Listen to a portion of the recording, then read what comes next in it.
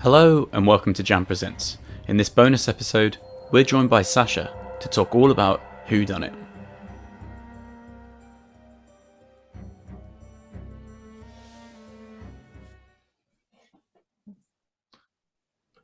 Hello. Hey!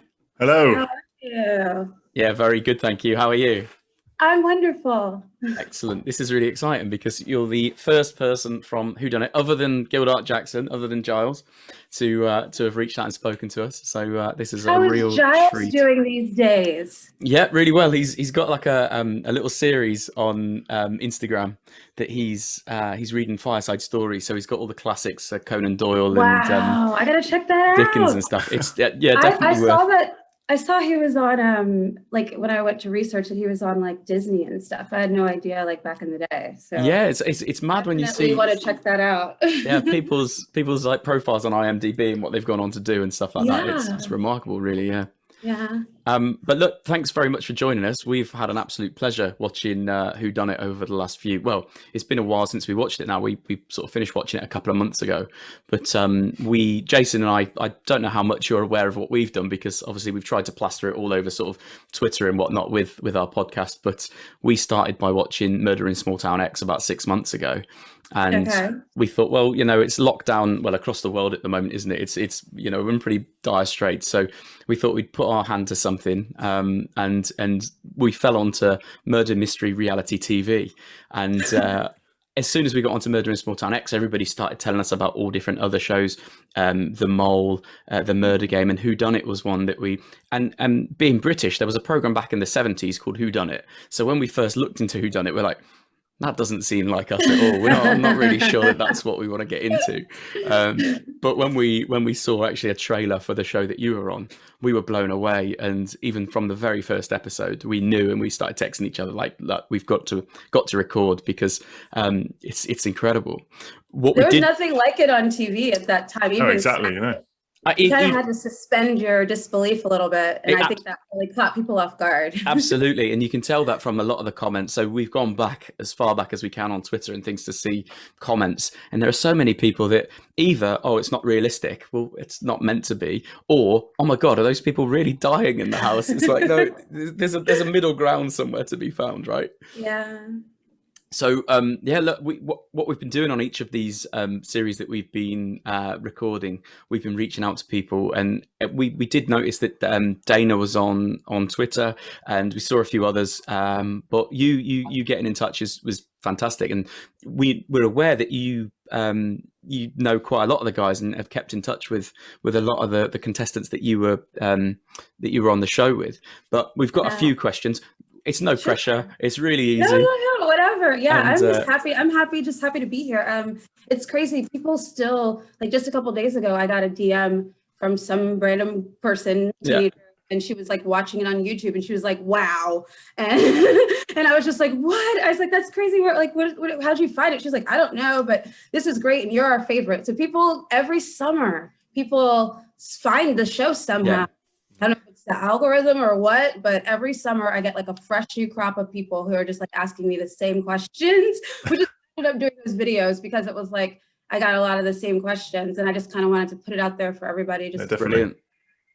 Yeah, absolutely. And look, we managed to watch it on YouTube. So a few people have uploaded different versions and stuff like that. So we've managed to watch it on YouTube because there's nothing that's streaming in the UK where we can watch it. But I think it's still on ABC On Demand or a streaming service over in the States. So it's no wonder people are still getting hold of it. And to be honest, I still think, as you say, they've never done it again. There's not been anything like it since. But also it still holds up. It's timeless, really, and that there's no use of technology. Okay, the VHS thing, towards the latter parts where people running around the house looking for VHS tapes, but that's about the only thing that really tells its age. Other than that, it's still relevant now, and I think it still holds up. No technology was really hard, like not having your phone, and like you did get to make a call. It was supervised. It was just like it was like living in a luxurious prison. Yeah, you couldn't even go to the bathroom without asking if you didn't have a bathroom in your room. Thankfully, I did. And I guess the only relationships that you had, or the only socializing you had, were with the other contestants that you were living with. Then we were not allowed to socialize. They were so worried about like standards and practices. We were not allowed to socialize. We only were able to socialize on camera. And when we did socialize, it was supervised and we couldn't talk to each other. I would say like, hey, Jason, so can you ask everyone where they're from? And then you would be like, Sasha, where you're from? Kim, where you're from? Chris, where, you know what I mean? That's how we had to do it because they just did not want us to collude or. That's mad. Behind the scenes, yeah. It was, I think it was a little overkill, but yeah, it was crazy. That really is crazy. That surprised me, that has, because I thought it would have been very much as soon as you're offset, you can just do what you want. And Still, shows that have 24-hour filming. Oops, sorry, I didn't mean to. Shows that have 24-hour filming, they get that luxury of just being able to like always be themselves, you know, just do whatever. Yeah. We had, you know, there were times we went into overtime. They had to like call the union and get approval. It was like this whole big production behind the scenes. So it definitely was nothing like any of us could have imagined. I didn't even know that you would like recreate your death. Like we didn't even know that was a thing until you died. We didn't know the afterlife was a thing. And of course, yeah. Where we got to know each other. The afterlife was awesome. We like rented cars and were like rolling all around. I'd never been to LA. So I was just like, I want to see everything. It was really cool. That's fantastic. And yeah, I was thinking how you managed to get or keep in touch with people when you didn't really get to know them. But I guess afterwards it was the afterlife. Yeah. Because basically, depending on how far along you were eliminated, depending on whether you went home or whether you just stayed in the hotel. Okay. Like Dana and I, we were like the last group that even went home, and I went home for like 2 days. Oh, right. Okay. You know what I mean? Like I might as well just stay there, but I wanted to just, you know, they're like, you can go home or you can stay. And I was like, I'll go home. So yeah, I was home for like 2 days. It's been a while since I've actually spoken to anyone. So yeah. Yeah. So it was crazy. It was like, you know, it was really crazy. And the afterlife, we really bonded, like we hung out all the time. So it's like, I never really got to know Cam or Chris or I guess Lindsay because they were never in the afterlife. You know what I mean? And I got to know her, like her and Dana are probably the people I talk to the most. Yeah. On the show. And like, we've been through everything together, like hanging out, vacation, just all that stuff, going to people's weddings, all types of things. So that's amazing. Really feel, and in like Don, for instance, I kept in touch with him. And he was like a guest speaker at this high school out in LA that I was working with. So yeah, I try to keep in touch with everybody who is nice to me. That's really cool. That is cool. That is cool. So on that point, actually, so I was flicking through because you're doing at the moment.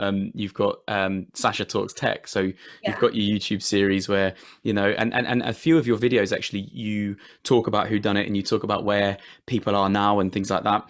And there's one in which you say, and no, for those of you asking, I don't still talk to Cam. Is that because we had our opinions about Cam throughout the whole show? And I think I fully understand it from conversations we've had with other people from other shows. The camera doesn't always necessarily portray you in the right light. You know, and that does happen in production. You only get a glimpse of someone for a couple of minutes on the show when there's 40 hours of footage on the cutting room floor. But Cam being obviously center stage because he made it all the way through. There were moments where we were disgusted with the way he was behaving or with some of the things that he said and did. Is that why you don't keep in touch with him now? Or is it more that you just didn't hang out with him as much? I think that, I don't know. I think that like everyone else kind of knew it was a game. But like when, you know, it was over, everyone was kind of like cordial, but he still was just the same. So, and, you know, I don't know him. I've never like actually interacted with him. So maybe, you know, he was putting on a persona for the show.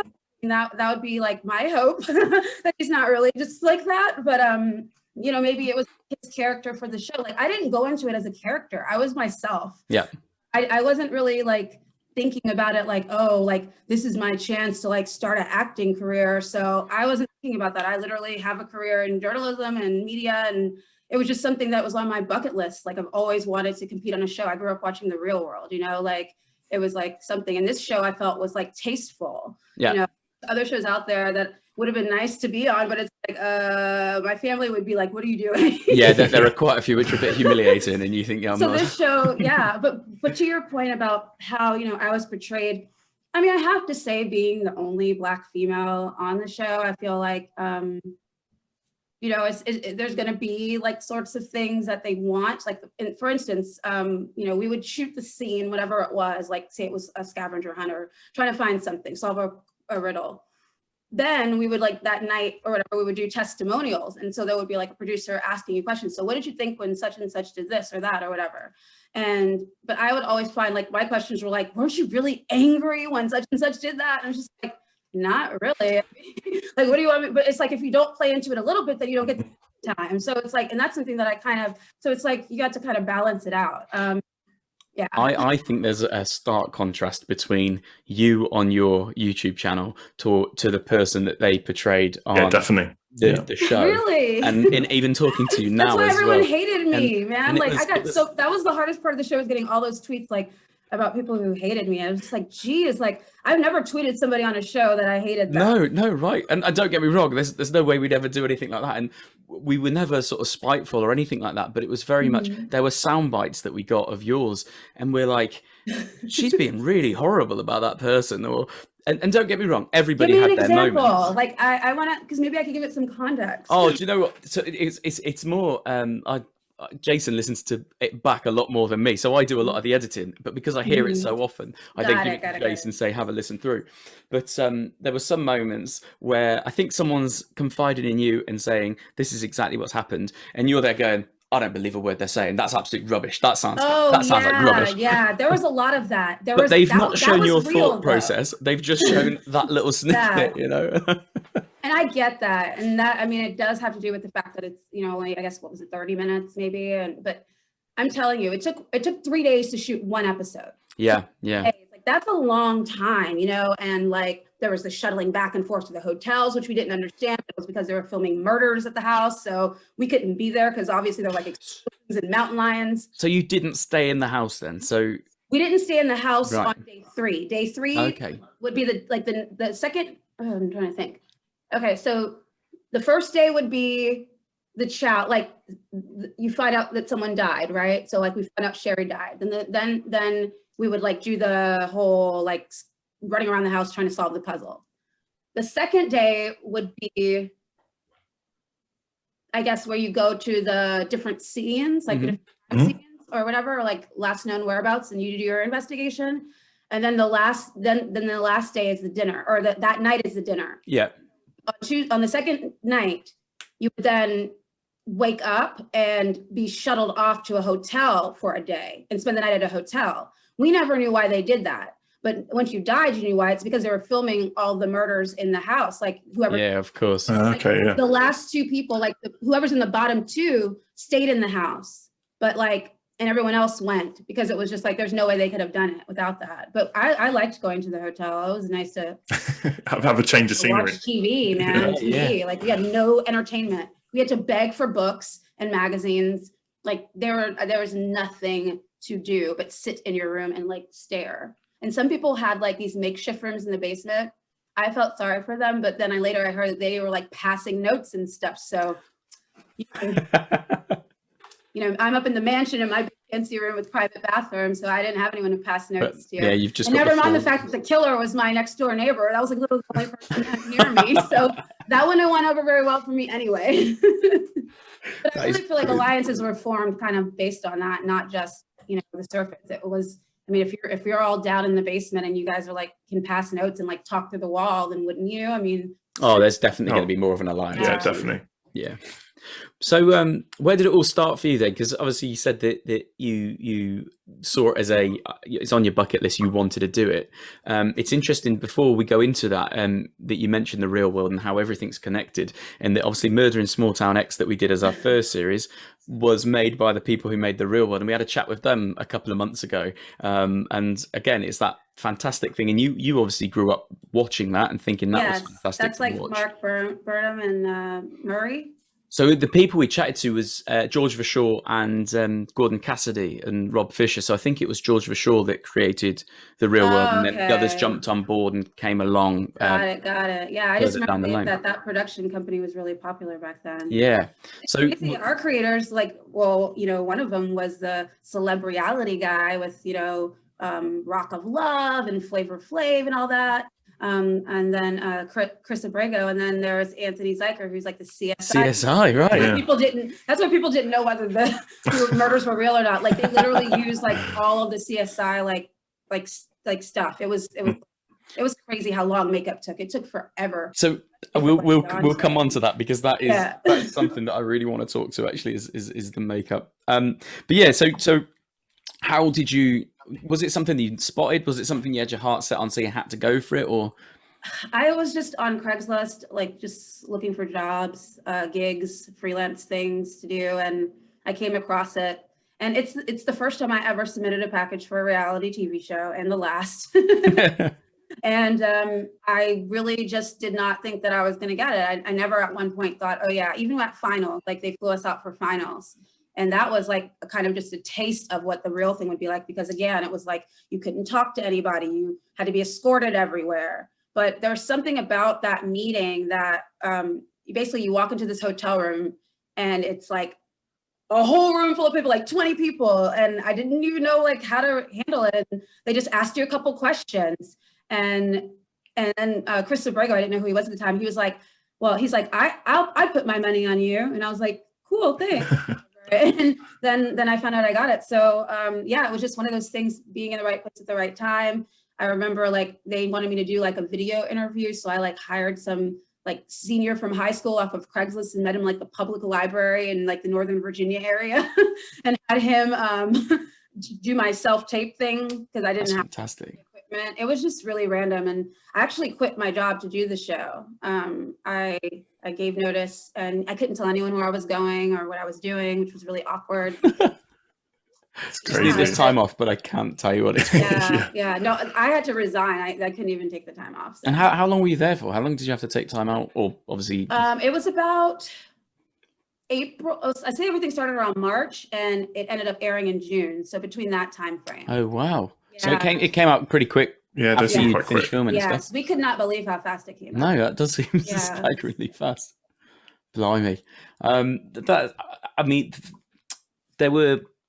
I think it's once you've got on, and you've told us loads about behind the scenes and stuff, and we didn't know that it was over 3 days, and that you'd be carted off and all that sort of thing. But I guess before you went in there, you were Sasha of journalism, and that was it. That was it, yeah. Like afterwards, I guess as soon as you're on TV on sort of day one, or because presumably there'd have been some big promos for it. It's, as you say, creators of CSI. Exactly, there was. It was in the the NBA finals. It was like the commercial or whatever was playing during that. So I was getting all kinds of messages. But I actually prepared myself for that. Just being out there, I was like, I want to move there. So I ended up like selling all my things and moving there. Oh, wow. That's cool. September after the show aired, I moved to LA. Yeah. And nice. So for me, I knew that, I love media and journalism. I've worked behind the scenes. I've done radio and television up to that point, just in news. And I wanted to kind of transition into more personality driven stuff like I do now, gadget reviews and just like, speaking, doing career exploration with students. And so what I did was I borrowed money from a friend, shout out to E for money. And I took a class with Market Costello. I went up to New York and she was teaching a become a host boot camp. And so she asked me, she's like, I know you can't tell me anything, but did you win? And I was like, no. She's like, okay, so here's what you need to do. You need to have a website because everyone's going to be looking for you. You need to do this. And so literally in those 3 to 4 week period, like I did a complete branding thing. That's amazing. For it so that I could pivot and use it for my, what my is, which is working in media. I never, I'm no disrespect to anyone who used it as a springboard for acting. I kind of meant that as a job to Cam, but others have done it. And I did pick up on that. Like Gino, for instance, he was doing I think he said Chicago Fire. He bought a house literally just from the money he made on the show. Dana has done true crime reenactments. Melina has done acting, commercials. She's a director. So madness. I think it's awesome that people are doing that, but that has never really been my wheelhouse. I've always been more of a writer and a more of like a media personality than a actress. Yeah, and I guess it's still the fact that here we are, 8 years later, and you're still getting hit up, and people are saying, "Oh, you were on that show." That's unbelievable. Some great opportunities have come from it. One viewer invited me to speak at his college. It was a paid engagement. They had me in as the keynote speaker. Shout out to Noah. Another viewer and I, with Dana, we tag teamed up and did a breast cancer benefit down in North Carolina. So a lot of good opportunities have come from it. People have just, I still keep in touch. There's like this core group of fans. I hate to say fans because they're more like family at this point. Yeah, definitely. Like we meet anytime they're in town, or like we're in LA at the same time. Like Peter, shout out to Peter. One time he flew into LA and his mom was like, had to come with him. But she was like, I knew who you were. Like, I wanted to make sure this wasn't some weird scam. I'm like, no, real. And then she was in the coffee shop, like, do you know who she is? I'm like, man, you don't understand. This is Hollywood. Like Tom Cruise, like, no one cares who I am. We always worry because we don't know who's going to be on the end of the calls. So when you reached out to us, we're like, is it definitely her? Is it definitely Sasha? Yeah, we're not being catfished by someone who just wants to. That would be crazy for real though. Oh dear, I've got so many things written down. It's just trying to work out because, I mean, there were questions around like, where you were living and who you got on with and all that sort of thing. Well, we initially thought the people I got on with on the show and the people I get on with now were not the same. If you want to go into more detail. Oh, okay, that's interesting. Yeah, because I mean, the alliances, with the exception of like Ulysses, who, I mean, his fashion sense was so impeccable. He was like a yogi. And come on, Ulysses is quite handsome. So he was like, we loved him in our alliance. he was an attorney, and him and Cam had that whole attorney thing and whatever. But yeah, like I was the closest to you, and this is all probably because proximity to where our rooms were. Like, yeah. And we're standing there. We'll be like, hi. So Ulysses is right across from my room. I had the big fancy master. It was awesome. Chris was right there. So she and I were kind of friendly. Dana was like over there. So she and I were friendly. But yeah, I really liked Melina on like during the filming. I had no idea like how much of it was like calculated, because she just comes across as so innocent, but I get it. It's a game. She's trying to get that money. But like, I would have like never guessed that like some of the things that she was saying or doing, because she just was so not like that when we were just hanging out one-on-one, I didn't really interact with Lindsay at all. I don't know her personally, but I found her to be extremely annoying on the show. I did not hang out with her at all. But one thing that I still say that she talked about was the Snuggle Bug Club. I still say that. She talked about how like her and her family, they'd be like Snuggle Bug Club time, and they'd all get in bed and like hug each other. And I just thought that was kind of awesome. So do you not do that? That's common between me and Jason. I didn't know, but I'm going to. I do it with my dog. I'm going to do it when I have kids. I'm going to be like Snuggle Bug Club, guys. Nice. I think we ought to start that as well. And Gino and I on the show, I just thought he was great. Like he was like the complete opposite of Cam, like all the good things, and I really enjoyed him, and I thought he was really fun. He and Dana were like really close.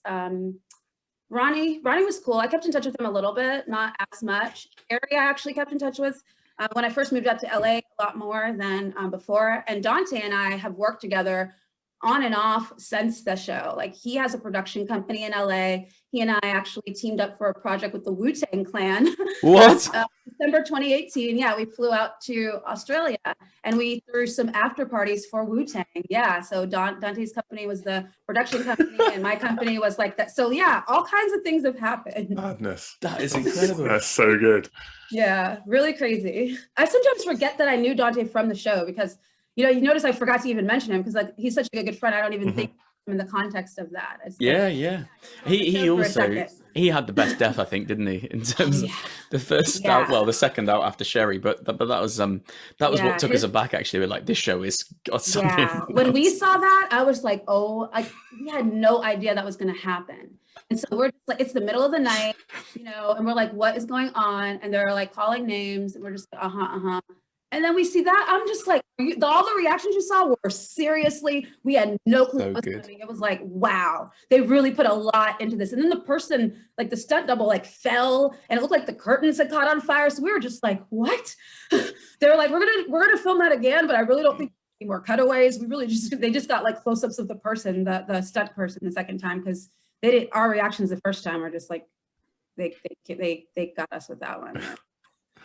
So that sort of takes us on to the I mean, it was good editing where you couldn't tell that it was a stunt double because the shots were quite wide and stuff like that, but the makeup where we saw Dante the next day and even sort of Sherry and things in the morgue, you think that can't be a real person because you'd just be lay there and giggling. How many takes did it take for you and Dana at the piano, where you're stood there really still, and you've got your makeup on? We just had to stand there the whole time. It wasn't really like takes. Like they just positioned. Just be really still. And when they came down and saw us, that was like the first. They were very serious. I'm telling you, when you say you wanted to go to the bathroom, you'd be like, you put a thing under your door, and that's so they know that you need something. And so then they'll be like, hey, what do you need? I need to go to the bathroom. You have to put on ear hands. You have to put on blindfolds, and they have to lead you to the bathroom. So nobody knew what was going on. They took it so seriously. Oh my God. It was ridiculous. Like, it was so weird to like get up and go get myself a glass of water. And it would be so exciting when they would like escort us to the kitchen and someone else was in there. Cause it was like, oh, hey, like we weren't really allowed to talk, but it was like, oh my God. Like, you just want to hug everybody. Cause it's like, what's the Snuggle Bug Club or whatever it is? It was just really, it was really isolating, and it took me forever to get out of that. Like, I think like for 2 months afterwards, I was not myself. Like, I was having nightmares about still being in the game. It's like, I doubted everything that anyone said to me. I was so suspicious. I just did not believe anything. I don't know if anybody else had that issue, but I definitely did. Maybe I was taking it way too seriously. Do you still need to slip notes of paper under to tell people when you're going to the toilet, or is that... You don't have to do that anymore. I hope that you don't ever have to do that again. I didn't have to do that, guys, because like I said, I had the best room in the house. I felt it was like it had a bathroom in it, but the downside was I never got to leave my room. Yeah. True. Go walk down the hallway, even if it was blindfolded, I couldn't go anywhere. Because we naively thought that you were all chatting after, maybe having dinner together, and nope. We got to have pizza the night after eliminations, and I think the reason why is because it was like, well, that whole thing had been wrapped up, so there was no way we could whisper about that particular crime, because I think that's why they were so like, kind of very strict with it. Yeah, because from day 1 to day 2 we could sneak and talk. If we did that, then that would mess up the game. So yeah, like the very last night after elimination, we got to have pizza and beer, and that's one thing. They definitely kept us fed. They definitely kept the alcohol flowing. Oh, some of the food that you had on the days when you're there. We couldn't eat that food. That food was like, I mean, we would like pick at it, but we would always get pizza after. Yeah. Got it. It looked amazing. We commented on it several times actually how good the food used to look. Can you hold on just 1 second? Of course. Sorry. Okay, thanks. That's mad, isn't it? That is really mad. Yeah, and Gildart said about the it being over 3 days as well. I think we mentioned loads that we thought it was just one very long day. Yeah. Hey guys, I'm sorry. I have to pop into a quick Zoom. Can we? Yep. I come back to you at like in like 20 minutes? Yeah, of course. No worries at all. Keep this room open. I'll come right back. I shall do. Yeah, no worries. Okay. Thank you so much. Okay.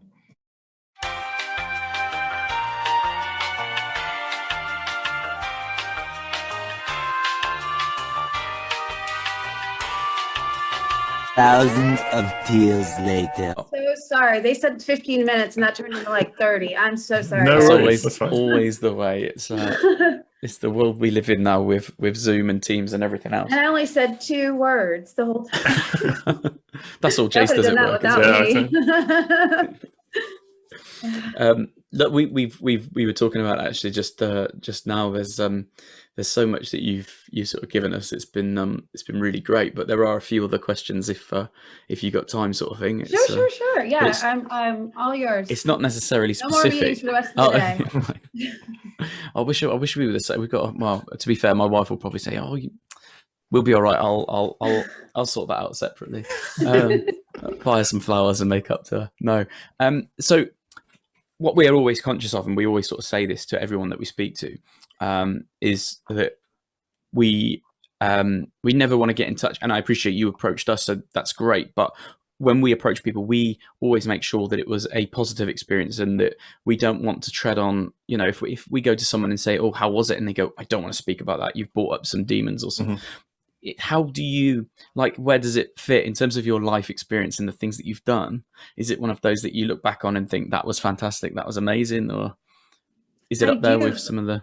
I do. The reason why is because it just allowed me to find people who connect with me and who get me. You know what I mean? I grew up in the rural South Carolina, small coastal town, military family, and a lot of people didn't talk like me. A lot of people didn't look like me. And it was, it wasn't until I traveled and got out there that I really was able to find, you know, my tribe, if you will. And so the show really showed me that people of all backgrounds, you know, all demographics, just like geographic locations, something resonated, you know, with them connecting with me on screen. And just to me, it reaffirmed that I should continue on the path that I am, which is really just amplifying stories and sharing the inspiring startup stories. And you know, some of them are hard, but they have a purpose in our life, right? So some things that I feel that were uncomfortable in the show, it was definitely the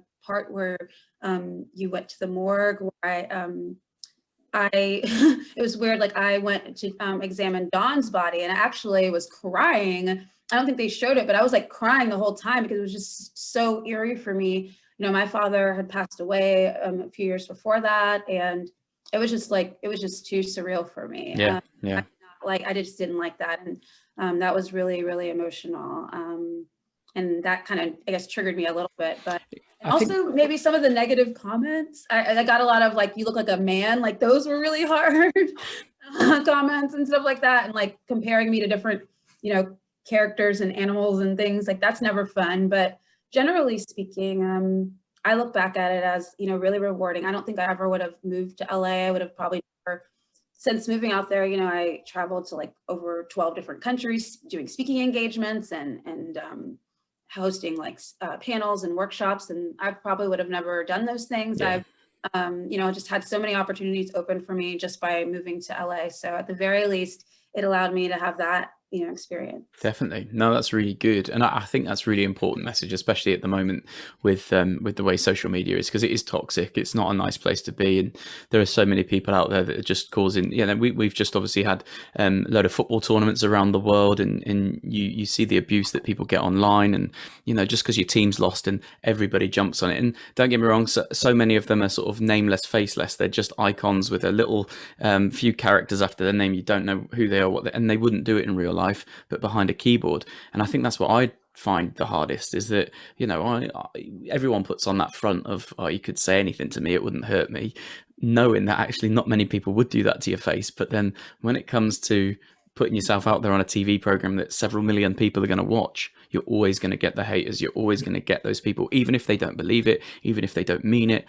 It's just that they take to their keyboard and they think they can say anything. Oh, look at this, it's a laugh between them and their mates, or we're just going to wind this person up that's sort of in the limelight at the moment. I don't think that I could deal with that quite the way some people do. And it's great that you can look, you know, and focus on the positive sort of thing, but that must have been difficult. And, you know, thankfully it is the minority that do that. But I guess, but there's something strange about it where, you know, it could be like, you know, 40 great comments, but that one negative one somehow just really, that's gonna resonate more, and it's gonna, you're gonna dwell on that a lot more. Definitely. I think we're all, as human, we're all like that, aren't we? It is difficult to focus on the positives, but no, as you say, there's plenty more positive.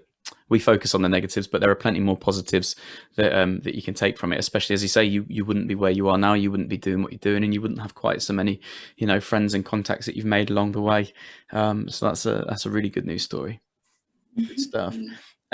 Is there anything, like, looking back? Obviously, you might change the way in which you might change your answers when you, because understand, you take a written test, do you, when you come to do at the end of each sort of episode? The question is more around, would you do anything differently other than changing the answers on that final sort of test? I think, honestly, I think I would have had a little bit more of a strategy going in. I probably would have like dumbed myself down a little bit. I think to do that, and that's definitely what Lindsay did. I mean, she's an engineer. Clearly she's like a very smart individual. I don't know, we're both engineers, we're not that smart. That's true. Well, maybe not, but I mean, I math and science to me is like new, so I feel like she's really smart. So, you know, I would have probably done more of that. I was just myself. Dana was kind of the same way. I think I would have maybe had a little bit more of a strategy as far as like being more not necessarily committed to an alliance, maybe playing both sides a little bit more instead of like, no, I'm in this alliance. And I was really, I don't know, I just didn't think of it. I didn't strategize about it. Obviously there wasn't much time and you didn't really know how to of course. But I really didn't think too much about it. And I learned after that some people did, you know, they went into it with a strategy because they like watch a lot of reality. And I think that's quite it's interesting. We often talk about the prize money at stake, and that it's one thing, like we just mentioned about not wanting to be hated online and things like that, but some people would put money above that. I would sooner be the people's champ and be liked by people and not have the abuse online than get a check at the end but have been an asshole for the whole thing. And you know, to conduct myself, and we always say, oh, their behavior might be excusable because they're thinking of the $250,000 prize. Actually, I don't think that's right, and that's not the appropriate behavior. And I think some people were cutthroat and some people were like that because there was such a huge amount of money at stake. Rather than seeing it as, oh, let's just go and have fun, make the most of it and be ourselves, some people were the way they were because of the prize money. And it just goes to show what money can do to some people. I don't think it is an excuse, but I think it is a reason, you know. Definitely a factor, isn't it? Yeah. Mm. I hadn't thought of that, actually. I mean, I know that there was prize money and all that, but I mean, we did get compensated. Not, it wasn't a ton, but you know, like we got compensated for being there. I really. It's a good job because you had to quit your job. You know, when I never. What'd you say? I'm sorry. No, sorry. I said it's a good job because you had to quit your job. Oh yeah. I know. I had to move some things around to make that work. But yeah, I totally never really considered. I never really thought about like, okay, what am I going to do with the money if I win? I just never know why. Like. Maybe I didn't think I was going to. I just really was, like you said, I was really just having fun with it. And I went in the game like, I do not want to be eliminated first or second. Like those were the two. Oh, definitely. That was like my thing. Like I want to be on the show long enough to actually like for people to remember me. Yeah. And that happened, thank goodness. Yeah. I loved the way that I died. That was me and Dana. They actually had to redo that whole scene because the wardrobe people told me because they had predicted it was going to be a man and a woman that got killed together, but because Dana and I had such a great alliance, and then we both were like in the bottom, that's how we ended up being killed together. But it was fun. Amazing. We got to hang out with somebody. It's a long dry like time in between for them to set everything up and this and that. Like it was a lot, and it was so great just having someone to hang out with and talk to. Everyone else, they would just have like the crew to talk to, and they're working, so they can't really talk to you. So yeah. That's it's remarkable actually, because you guys, as you say, when you finish that sort of take, and you guys can go off and talk. No one else can talk to each other. We actually had a slumber party in my room. We slept in the same bed, and we just like stayed up all night talking and everything. Yeah, it was great. You can finally talk about everything that's happened over the last few weeks. That must have been a real relief, actually. But honestly, I didn't. I figured Cam would win, but I did not think Chris was the killer. I thought Lindsay was the killer. Yeah, we were going to ask that. Who you really thought it was Lindsay, because I was just like, nobody can be that dumb, and she isn't. So it's clearly like it was an act, and that's what I mean by the strategy. Like I wish I had have like, you know, maybe played like a little bit more clueless, or maybe like was more dishonest about what my profession was or something. Like, oh, I work at the drugstore as a cashier or something. You know, I should have just like played it down, but I just didn't think of that. I was just like, oh, it's me. Hey. Yeah, no, that's that came across. That's good though, to be honest. Do you think the ending was fair? Because like you say, you saw Cam as one of those that might win, but saw a lot of conversations about how, because it changed completely. The game just changed. It was no longer based on solving. It was more about doing those 12 puzzles at the end, because I think Lindsay complained because she kept saying it's Chris. It didn't matter in the end who the killer was. All it mattered was who did those 12 quickest, puzzles at the end the fastest. Exactly. And maybe they did it like that to kind of level the playing field a little bit, to kind of like make it interesting. I really don't know. I only watched the last couple episodes like once. Yeah. I've gone back and rewatched like little send me, but I haven't actually rewatched the whole thing. I kind of like, I don't know why. I don't really like watching myself for some reason. But yeah, I mean, I would have liked Lindsay to win, just because I mean, I feel like she was nicer. But I mean, that's really I don't really have anything to go on. I know that those three people who are the three last people, that was, to me, from my observations of how everything worked, I think that they definitely like conspired to be the last three people. I don't have any facts, but it definitely seemed like, based off of like, you know, situational things like where people were living and the way the teams were. Yeah. Mm-hmm. Yeah, that makes sense. They probably like came. I don't know. I'm just speculating, but I mean, I definitely think that they had a plan and it worked. So they got it. Definitely. Yeah. And then there was something else. Oh, the without a doubt, like the series was up there. It was great. We really enjoyed it, and then it took a leap. And some people would have said it jumped the shark. I actually think it took a leap of faith and it landed. It was incredible. When you all came back to life as the living dead, and you come down the stairs as zombies, and everybody. I was so happy about that. That was amazing. It was good. I thought it was great. That's why everyone got to fly back. So remember I was saying before, like people stayed in the hotel. Yeah. So like Gino and Melina, they never actually got to go home. No, of course, because they were the last ones. But everybody else, we got to all fly back, and we all stayed in the same hotel. And it was just so fun, and we hung out by the pool, and it was really great. And I was very happy to be a part of it. I thought it was a creative idea to have us like integrated into the puzzles and things like that. Yeah, definitely, yeah. And I was so surprised that like people made a big deal about me not shaking Cam's hand at the end. Yeah, we noticed that. Did not know I was going to catch that. But it was some other stuff going on that I will not talk about. Like, I don't like to be, Oh, no. We're not here to pry either. No, that's fine. But he didn't like me. And you just have to accept that. And so like, I'm not gonna, if you are so vocal about telling everyone you don't like me and this and that, like we're not on camera, then obviously you're taking this way more seriously than anybody else here. It's because everybody else was like totally like hanging out and stuff. So yeah, it was, so I'm like, I just didn't feel the need to. I was dead. If you're dead, you can't shake hands, right? It's a good excuse. Yeah, I like that. I like that. I just didn't know it was going to become like a thing. I didn't know people were going to catch that. Like. So there's one more two more things. Firstly, if we do a reunion, so Gildart's last words were, "You need to get everybody back together." Now, in actual fact, be amazing. You're the key to this because you know everybody still, right? So it is something we would definitely like to pursue. It could take several months. I would love to do that. I mean, we're gonna be coming up on 10 years soon. Like, I feel like it could be like a thing, this show is kind of like one of those cult classics, there are so many people online that. Yeah, it's crazy, and I'm glad. I'm really glad that I could be a part of it.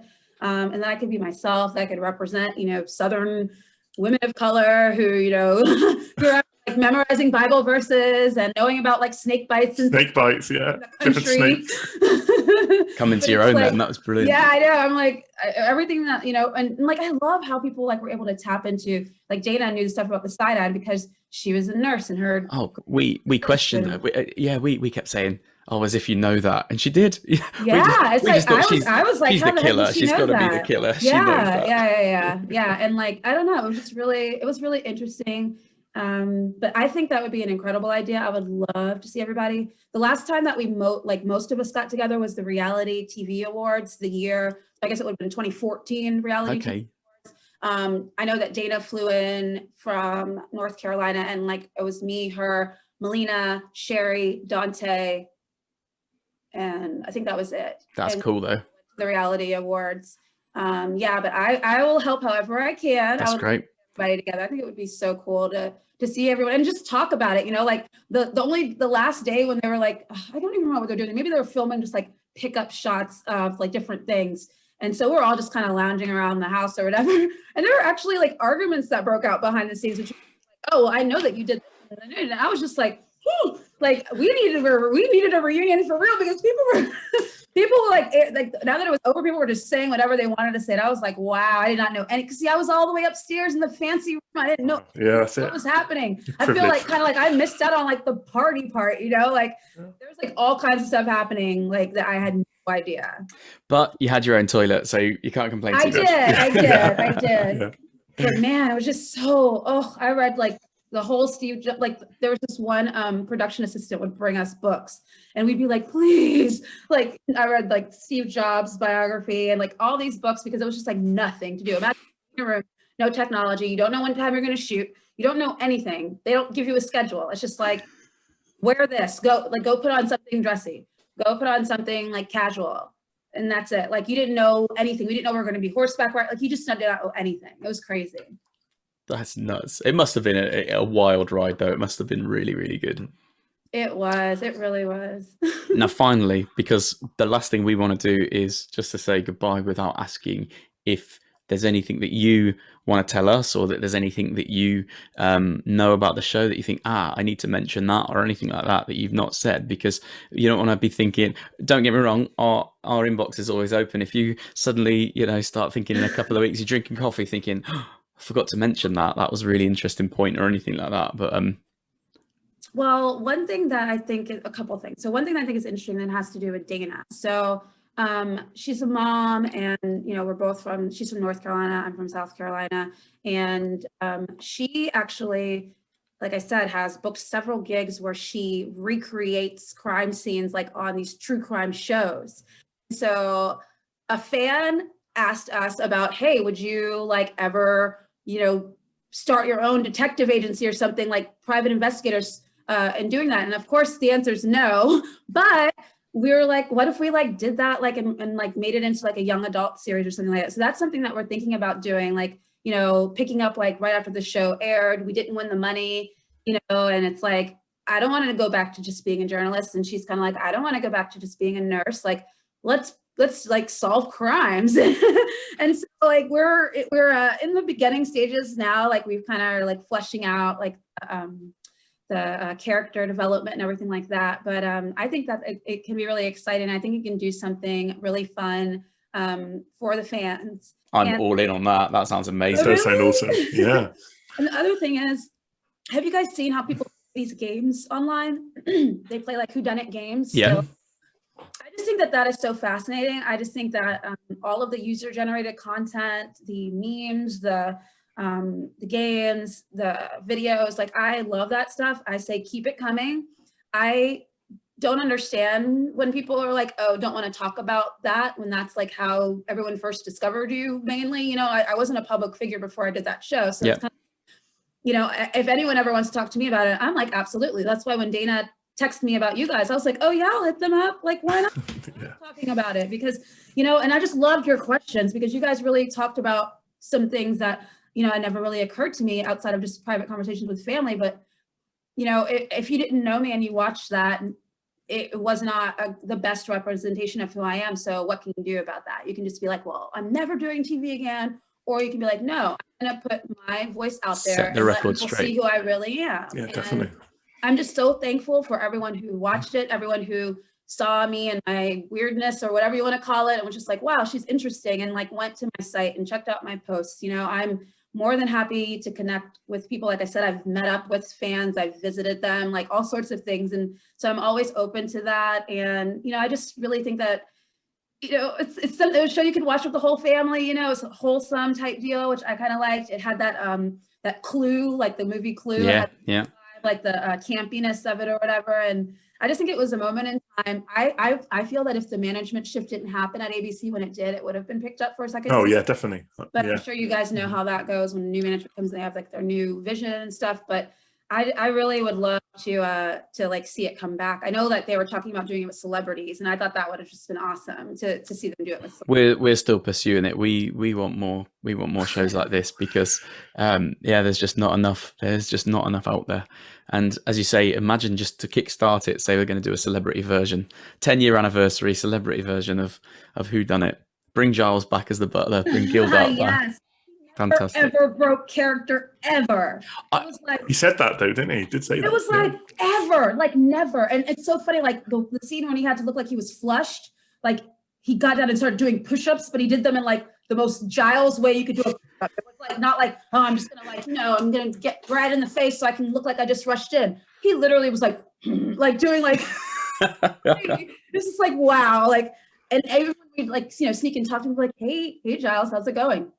Very good, thank you. It was so crazy, but I liked that. And the maids didn't either. I actually kept in touch with Juanita. She was one of the maids. Wow. Yeah, she lives out in LA, and she's like son. Yeah, she's super cool. Like it was. That's superb. Dee Dee, who did our makeup, kept in touch with her. She's pretty amazing. So yeah, I can definitely like connect you guys via email with people. You never know, like people might want to hop on. Sometimes that sounds amazing. Finding the time, but I think that they would. I think if you said like, oh, Sasha did it, they will be like, oh yeah, maybe I'll do it. Some food for thought. I think definitely. Dante for sure would do it. I think Dana for sure would do it. Don might do it. I feel like Ron would do it. That'd be cool. Definitely. That would be awesome. Yeah. Yeah.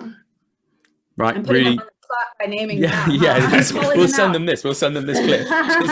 Yeah, being called out by Sasha. No. I think it would be cool if Cam did it. I would love to like just like talk to him and find out like is that really you, or is that just like, but the whole like Mensa thing, like I don't know. Every time I meet someone who's like, I'm a Mensa, it's like the first thing they say, it's kind of just like, Really. you're smart, okay. So I don't drop my master's degree from Georgetown like the first time me, but I have one. we could set up a Whodunnit boxing match if you want to get in the ring with Cam. Just a chat is fine. Oh, unless we're in those like big, you know, those big clear ball things. domes, It's like, yeah, you like bang together, like that would be fun. Like Wipeout or something. What if we took the Whodunnit people and put them through like a road rules or challenge type thing? We're gonna do obstacle course and stuff. So many ideas. Well, thank you guys so much. No, thank you. Really appreciate it. Do you know the air date for the next one? I didn't listen to any because I wanted to just kind of go through them all and like, you know, binge it and not have preconceived notions. So we conclude in about 4 weeks time. So it's mid-August will be our final, and then we'll do a bonus episode. So that's the other thing I normally forget and then end up emailing afterwards. Are we all right to use your audio and video for our channel? Yeah. Magic. Yeah, absolutely. So that will come out in mid to late August, depending on how quick I am at editing. That's great. So, yeah, in about a month. Wonderful. Well, yeah, let me know if I can help you. If you want me to put you in contact with people, just, you know, you have my email, but keep in touch and good luck. Super. Thanks very much indeed, Sasha. Thank you. Cheers. Bye, guys. Bye. Bye. Thanks for watching. If you haven't already, come and join us on Twitter and Instagram. We're at Jam Presents. We'll be back soon with Series 4 of Jam Presents, where we fly into outer space. Or will we?